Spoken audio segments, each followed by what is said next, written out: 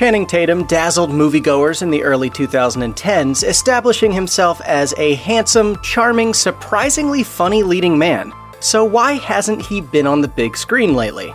We're here with answers about Tatum's absence. In May 2013, Tatum welcomed his first child, Everly, into the world. It was a development that, as happens with any new parent, totally reoriented Tatum's priorities. While he shot sequels 22 Jump Street and Magic Mike XXL in the wake of his daughter's birth, Tatum's career ground to a halt shortly after he finished his responsibilities on those productions. With a daughter to take care of, Tatum began to largely avoid headlining major star vehicles. Instead, he took on smaller supporting roles and voiceover work that allowed him more time to be a father. His social media feeds filled up with images of him doing dad activities like hanging out in matching onesies with his little one, rather than hawking whatever new action movie he'd just headlined. It was a drastic change of approach for a man who previously starred in 3 separate projects in 2012. However, under these circumstances, it's an understandable and even expected one. Tatum's far from the first actor to see their priorities shift drastically once a child enters the picture. He even made his newfound commitments explicit in a 2018 Variety interview in which he explained his absence from the big screen by saying, "I have a kid, man. That is the biggest job that I have." While Tatum's focus on parenting might pare down his career as a silver screen leading man, he clearly has no regrets about putting fatherhood first.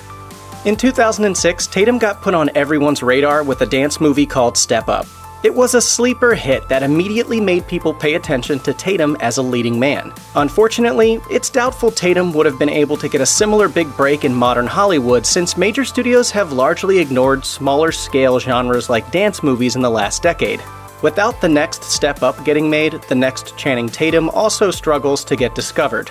Perhaps nothing reflects the radically overhauled priorities of mainstream Hollywood more than the fact that one of Step Up's production companies, Touchstone Pictures, has ceased to exist entirely.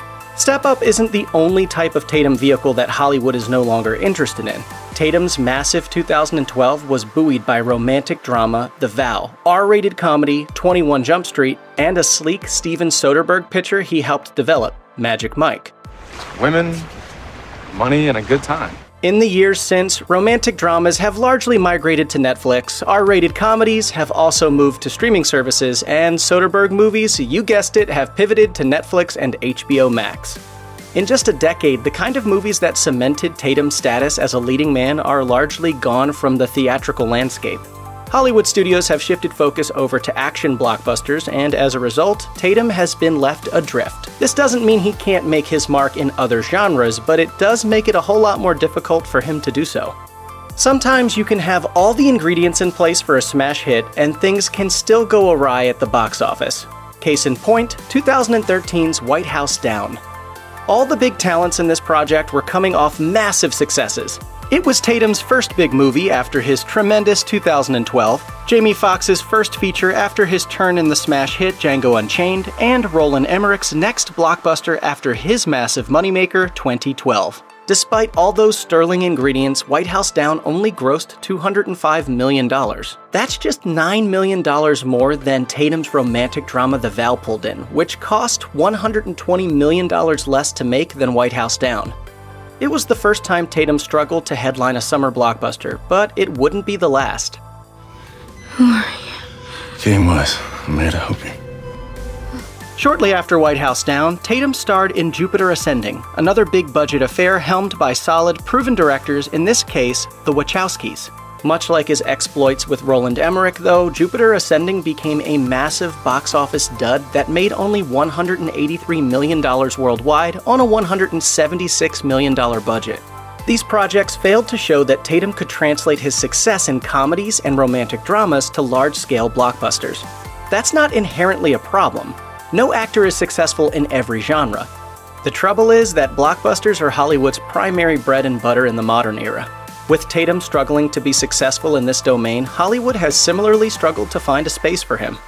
While his live-action leading man roles have been scarce, Channing Tatum hasn't been entirely absent from the pop culture landscape in recent years. The trick is that he's largely taken on projects that haven't required him to show up on screen. Since 2016, Tatum has done a large amount of voice acting, particularly for Warner Animation. In addition to his role as a very sunny Superman in the Lego Movie, the Lego Batman Movie, and the Lego Movie 2, the second part, Tatum also played the lead role of Mego in 2018's Smallfoot. Hi, I'm Mego. Tatum's recent penchant for voice acting isn't just limited to kid-friendly feature films, though. He also lent his vocals to an absurd parody of 1980s cop dramas titled Comrade Detective, which hit Amazon Video in 2017. This project required Tatum to use his voice for the dubbed-over vocals of one of the show's lead characters, alongside Joseph Gordon-Levitt. This oddball production received decent marks from critics, but as to be expected with something whose premise has cult hit written all over it, wasn't successful enough to score a second season. Even if it didn't last long, Comrade Detective serves as another example of the kind of work Tatum has shifted over to recently. As the succeeding years have seen him join animated productions like the upcoming America the Motion Picture, it doesn't look like Tatum will be giving up on his forays into voice acting anytime soon. Though Tatum kicked off his time as an actor starring in mass appeal films like Step Up and the G.I. Joe movies, he's since become very selective about the directors he works with. Generally speaking, he has made sure to work with widely acclaimed directors when he engages with mainstream entertainment. This has resulted in him teaming up with directors like Phil Lord and Chris Miller, Steven Soderbergh, Bennett Miller, Quentin Tarantino, and Joel and Ethan Coen over the span of just 5 years. It's an impressive roster of talent that reflects how Tatum isn't just going to work with anyone if he's stepping in front of the camera. Tatum made his selective nature regarding filmmakers apparent in a New York Daily News interview in which he discussed how much creative control he wants over his future leading man vehicles. As he explained, "I really don't want to be in any more movies that I don't produce. Unless it's with one of the 10 directors that I really want to work with, I don't have any interest in not being on the ground floor of creating it." Taking this unique route through Hollywood has ensured that Tatum has appeared in a number of acclaimed movies over the years and further explains his recently sparse presence on the screen. In the last few years, Tatum has discovered that even a big star like himself can't get every big project off the ground. Case in point, in 2012, an Evel Knievel biopic starring Tatum began to pick up steam, buoyed by Tatum's own enthusiasm for both the project and the real-life Daredevil. Though various names were attached to the project and Tatum himself even began practicing elaborate motorcycle stunts, Tatum's Knievel movie never actually managed to get off the ground. No official reason has been given, but one thing has become clear as the years have rolled on. Whatever momentum the project had has dissipated. Later on in 2016, Tatum found another passion project to throw his weight behind, this time of the comedic variety. Tatum was looking to partner up with longtime buddy Joseph Gordon-Levitt on an original musical called Wingmen. An R-rated comedy about pilots, Gordon-Levitt told Collider in August 2017 that he and Tatum were having, quote, "a blast developing the movie." However, despite all the enthusiasm the two had for this quirky endeavor, it has been years since fans received any further updates on this film. With passion projects like Wingmen never quite coming to fruition, Tatum's interest in headlining other projects has waned somewhat. Tatum isn't just an actor, he's also someone who wants to have a creative say in the projects he headlines. Starting with 2011's 10 Years, Tatum has regularly produced the movies he appears in. Whether they're comedies like 21 Jump Street or Soderbergh movies like Logan Lucky, Tatum is someone who wants a certain level of control over the projects he chooses to be a part of. This is, as longtime Tatum fans know, an extension of his own creative instincts. In recent years, Tatum's work as a producer has only increased, as the actor has placed a great level of importance on his own production company, Free Association. The company has already worked on some of his leading man projects, including Magic Mike and 21 Jump Street, and in recent years has also backed films that don't involve Tatum, like the Kevin Hart vehicle Fatherhood.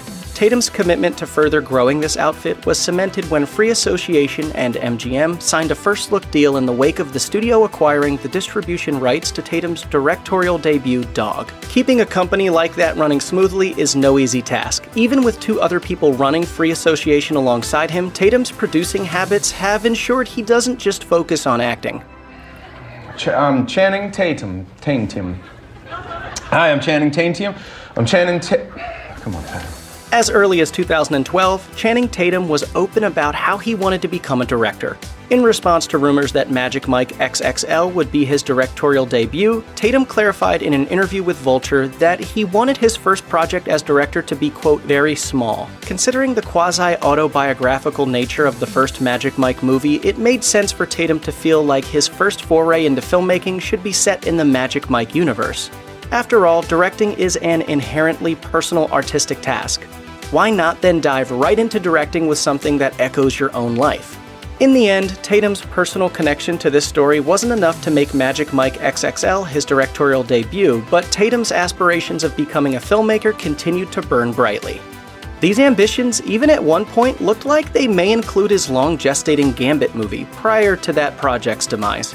Tatum's long hunt for a directorial debut came to a close when he signed on in November 2019 to both helm and star in the comedy Dog. With this film under his belt, Tatum finally made the leap from hunky leading man to filmmaker.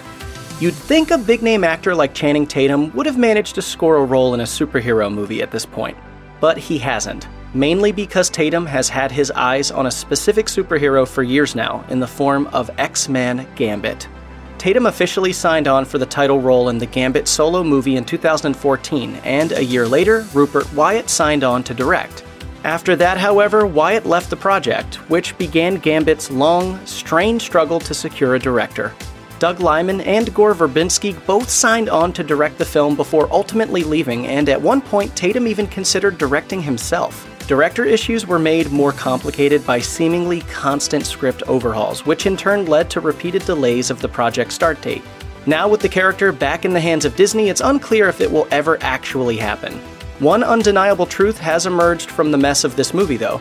Tatum's years of effort in trying to get Gambit off the ground kept him plenty busy, even if we never did see him actually play the role. Check out one of our newest videos right here. Plus, even more Looper videos about your favorite stars are coming soon. Subscribe to our YouTube channel and hit the bell so you don't miss a single one.